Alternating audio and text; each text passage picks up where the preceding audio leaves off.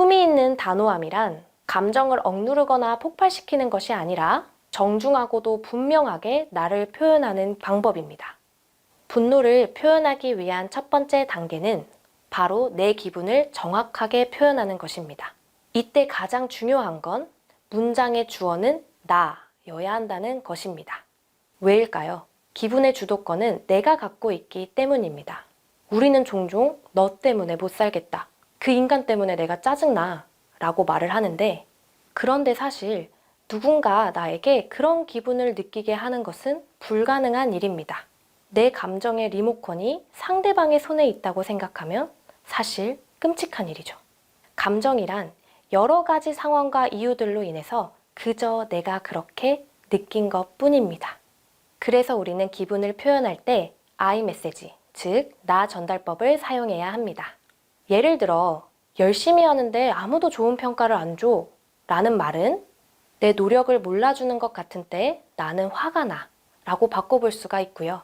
바빠 죽겠는데 하찮은 일을 시켜서 나를 귀찮게 만들어 라는 말은 내 마음이 바쁠 때 요구를 받으면 나는 짜증이 나 라고 바꿀 수 있겠습니다. 그리고 지금 누구 때문에 내가 이러는데 네가 왜 소리를 질러? 라는 말은 소리 지르면서 이야기할 때 나는 억울한 마음이 먼저 들어 라고 표현해 볼 수 있습니다.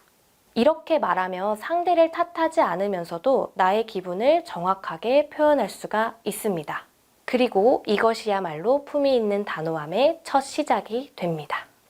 다음 단계는 내가 좌절했거나 불편했던 상황을 사실적이면서도 차분하게 설명하는 단계입니다. 많은 분들이 이 단계를 어려워하세요. 왜일까요?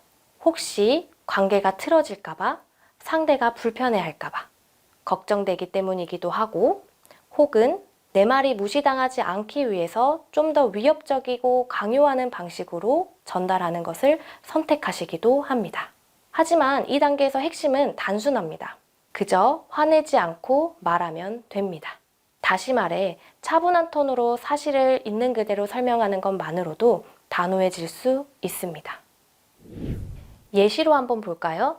아까 아들과 어머니 사례의 경우, 아들아, 약을 먹기로 약속했는데 너의 생각만 일방적으로 전달하고 대화를 끝내려고 하면 엄마 마음이 너무 안 좋아 라고 표현해 볼 수 있습니다.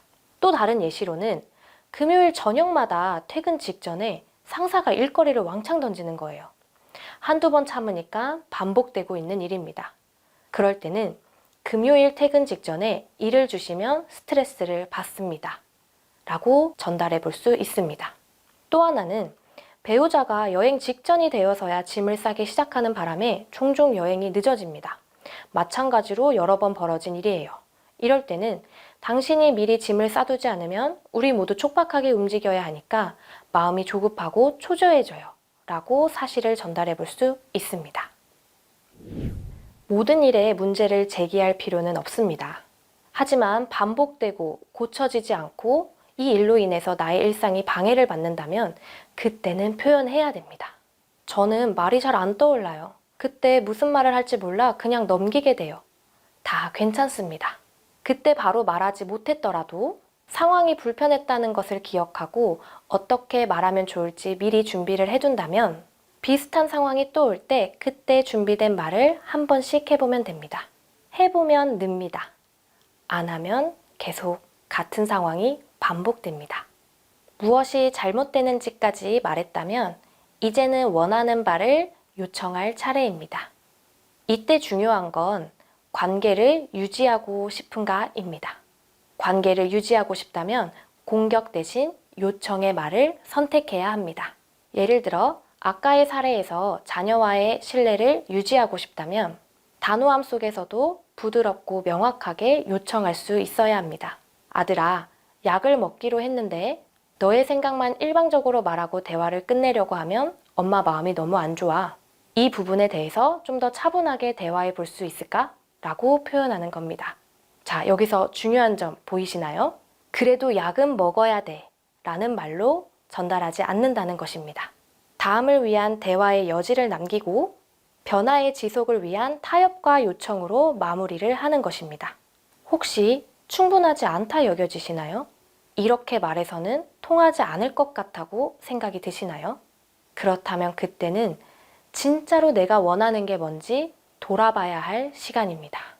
혹시 굴복을 원하는 건 아닌지, 상대가 나와 같은 무기력, 좌절감을 느끼길 원하는지, 보복의 맥락이죠. 그런데 그렇게 하는 것이 나의 평화로운 관계에 도움이 되는 것이 맞는지, 적을 만든 채로 한 집에 사는 것이 내가 궁극적으로 원하는 일인지를 생각해 보셔야 합니다. 진짜 단호함은 상대방을 밀어내지 않으면서도 나의 표현을 분명하게 하는 것인데 우리는 그걸 품위라고 부릅니다. 여기서 나의 분노 표현을 더 효과적으로 전달하기 위해서 주의해야 할 행동들이 몇 가지 있습니다.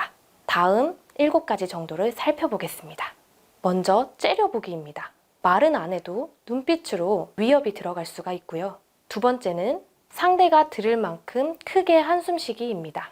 너 진짜 답 없다는 무언의 비난이 될 수가 있습니다. 세 번째는 손가락질하면서 말하는 것입니다. 몸짓은 언어보다 훨씬 더 공격적으로 여겨질 수 있기 때문에 이런 표현들은 자제해 주셔야 합니다. 네 번째는 훈계조의 말입니다. 말을 효과적으로 표현해 놓고 마지막에 앞으로는 그렇게 살지 마. 다 너 잘 되라고 하는 말이야. 라는 말들이 덧붙이면 내 앞에 전달하는 말들의 효과가 떨어질 수가 있습니다. 다섯 번째는 비난하는 말을 사용하는 것은 당연히 안 되겠죠. 여섯 번째는 말 자르고 끼어들기입니다. 듣고 있다는 느낌이 들지 않는다면 내 말의 전달력도 떨어질 수가 있습니다. 마지막으로 당연하겠지만 감정적으로 말하는 건 역시 내 말의 효과를 떨어뜨리는 행동들입니다. 상대가 아무리 바보 같은 이야기를 해도 이해가 잘 안 돼도 일단 한번 말해보는 겁니다. 너는 그렇구나. 그럴 수 있지. 네, 지금까지 내 안의 분노, 버러기와 함께 할 수 있는 방법들에 대해서 알아보았습니다. 일단 나의 분노에 대해서 잘 이해하는 것이 가장 우선이겠고요. 그런 다음 멈추고 상황 판단하고 또 나의 분노를 건강하게 표현하는 방법들에 대해서도 알아보았습니다.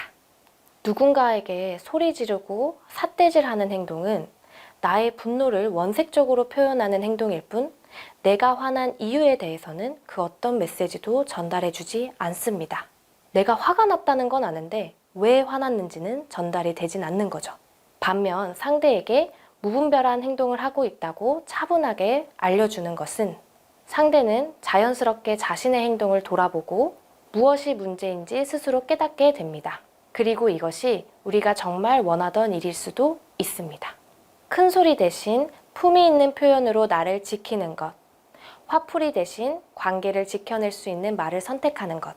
오늘의 강의가 여러분 안에 있는 버러기를 품고 함께 살아가는데 작은 도움이 되셨으면 좋겠습니다. 지금까지 개요병원 임상심리 전문가 문가영이었습니다. 감사합니다.